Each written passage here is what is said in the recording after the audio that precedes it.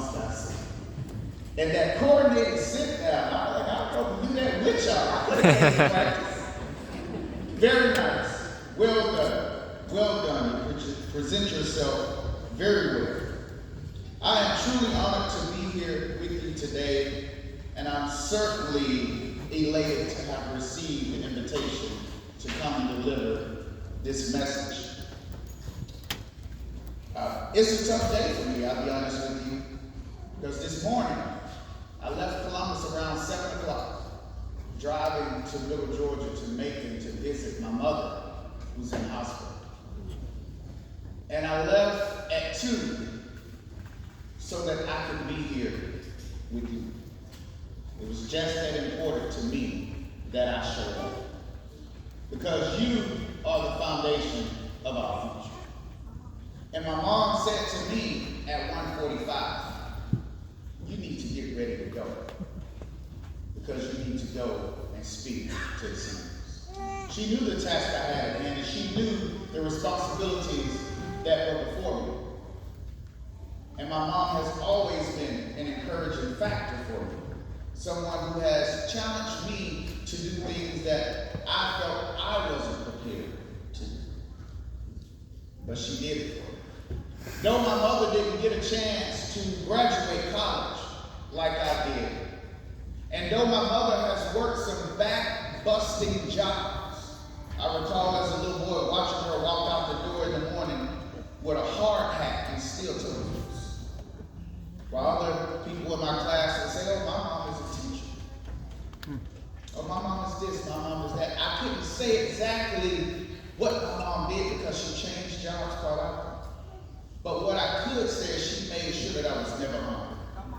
I can say that she made sure that I always had shoes on my feet. I can say that it may not have been named brand all the time, but she made sure that I had clothing to wear to school.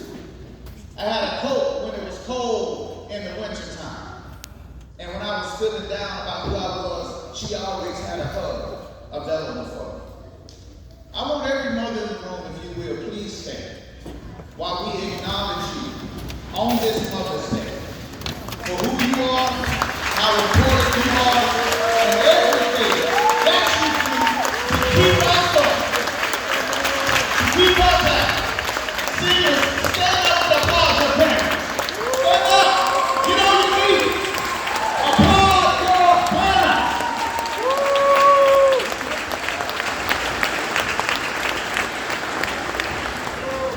Thank you.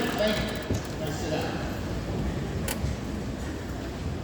So the theme today is embracing the journey. I heard embracing the journey, right?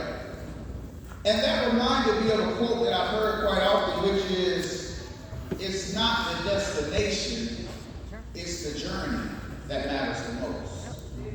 And so I started thinking to myself, what exactly do we mean by journey? What is a journey? If you look up the word journey, you're probably going to see some words that begin to simply refer to someone traveling from one destination to the other, from point A to point B. We're on a journey from Columbus to Las Vegas.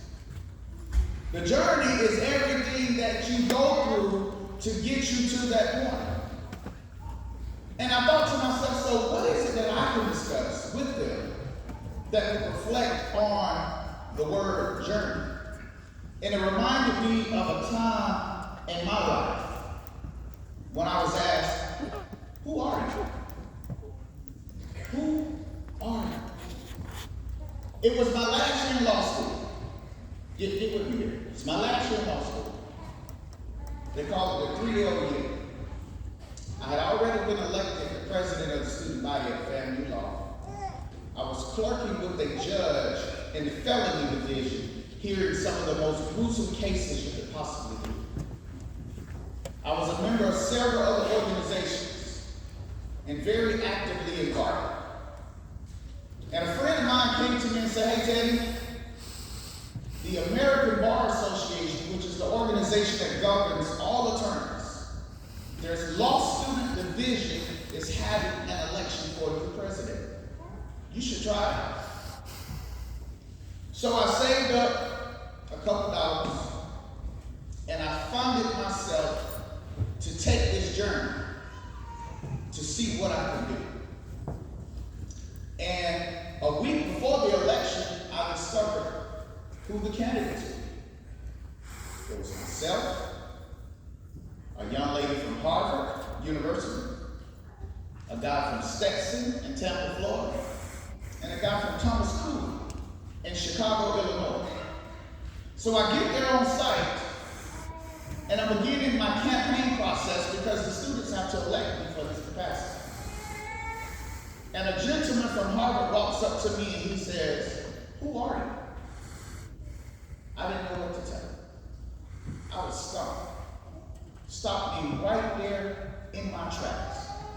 I literally went back to my room and was ready to say, I'm out of my league. Why am I even here? There's a long history of the president of all student bodies, someone who's to face in the course of 179,000 people and charge of a $2.5 million budget in law school. There's a history that person always comes from Ivy League institutions. Why am I even here? I began to question myself. So as the election proceeded, I said, I came this far. I thought about my mother. She would say, "Give it all you got." As the election proceeded, I continued to have my conversations with individuals. I didn't try to get out there all shiny. I didn't try to be the main person on the stage or the loudest person in the room. I think there was a rapper one time who said sometimes you have to move around like the cheese and lasagna. You got to move around silent. And that's exactly what I did.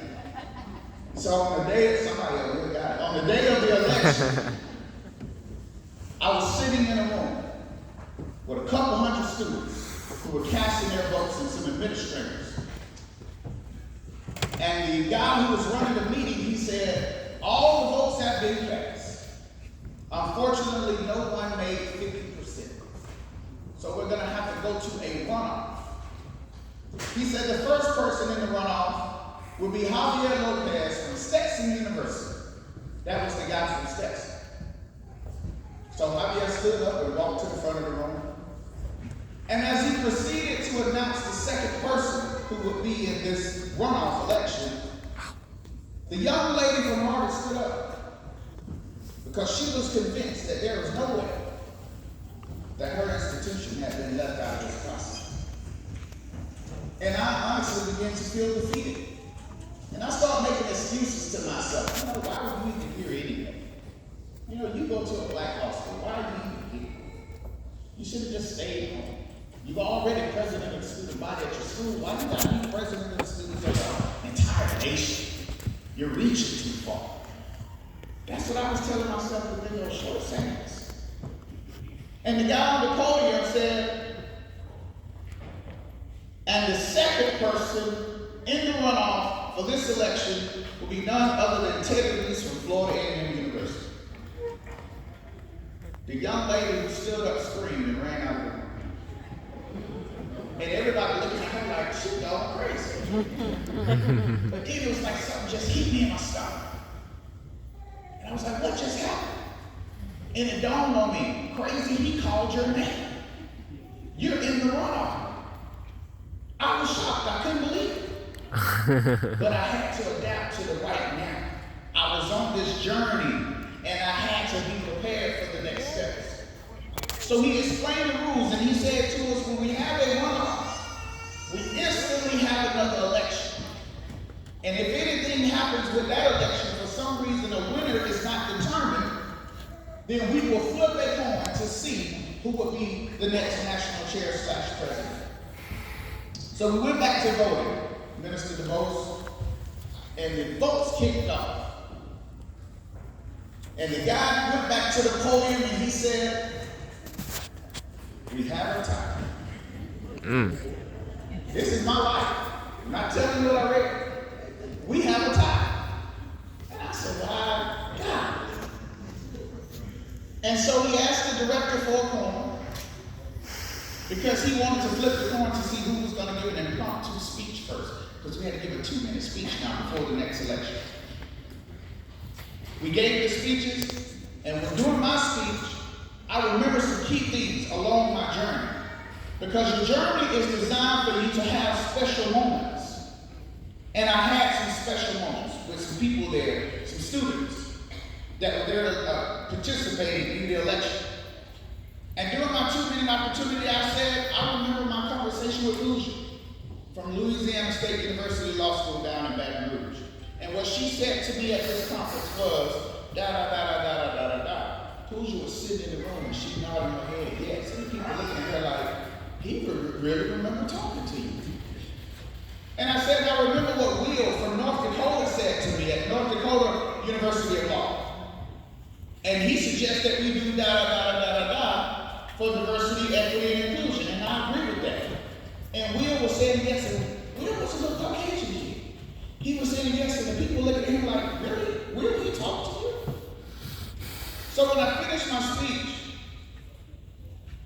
they went and voted, and the votes were tallied again. And the gentleman at the podium said to the director, where is that coin that we need to flip to determine the winner?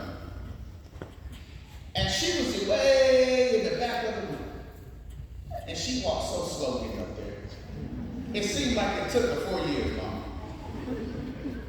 And she got about 2 steps from the podium. And he said, no, I'm just playing. We have a winner this time. And everybody was laughing, and all of a sudden again, I got hit in the stomach. My feelings hit. I said, oh my God, we have a winner. And he opened up the envelope and he announced that the 2011-2012 National Chair of the ABA Law Student Division will be none other than Teddy Reese from Florida A&M University. That was a moment. That was a moment on my journey. And it was at that time that I made history. Because for the first time in the 47-year history of that organization, we had a national president from a HBCU law school.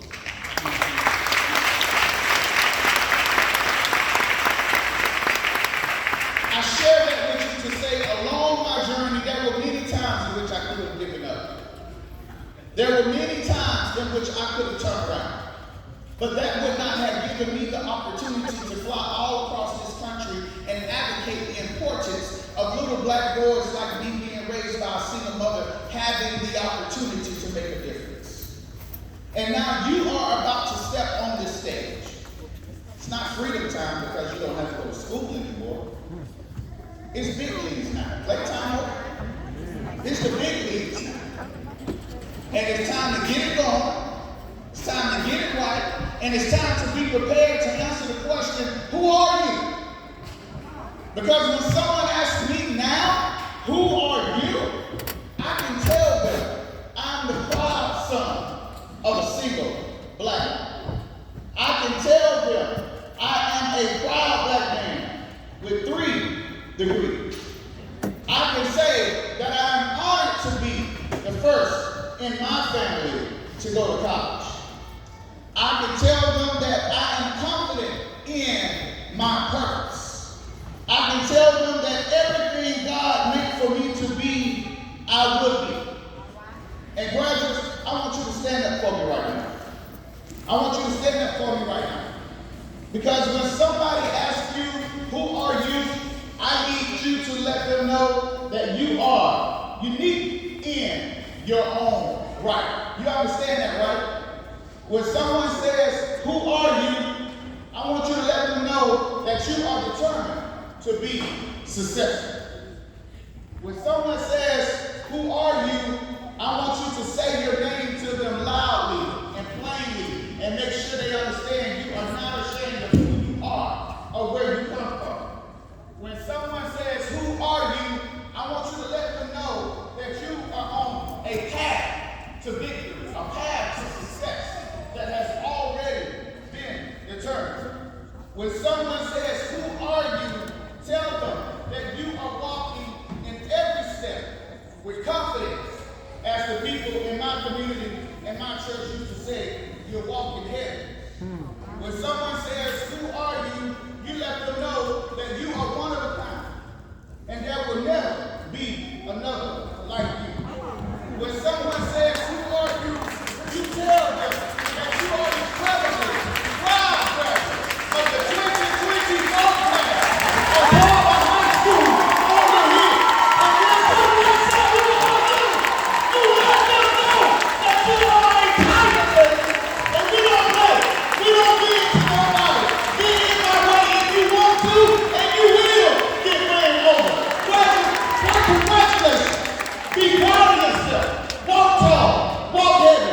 Because you represent a legacy of people who come before you who has not only changed Columbus, but they have changed this world. Now is your time to join the game. Now is your time to join this history of Carver graduates who are out there making a difference. Who out here is going to be the next doctor? Who out here is going to be the next lawyer? Who's out here is going to be the first elected black mayor of Columbus, Georgia? Who out here is going to be the governor of the great state of Georgia? Who out here is going to invent something that's going to help save hundreds of thousands of lives? It's in you. You have it. Walk heavy. Wear with pride. Embrace your journey. Because it's the journey that matters the most. Because when you get to the destination, it's all coming to me. So embrace that journey. Embrace who you are. Class of 2024, we're expecting big things out of you. Big things. Big things.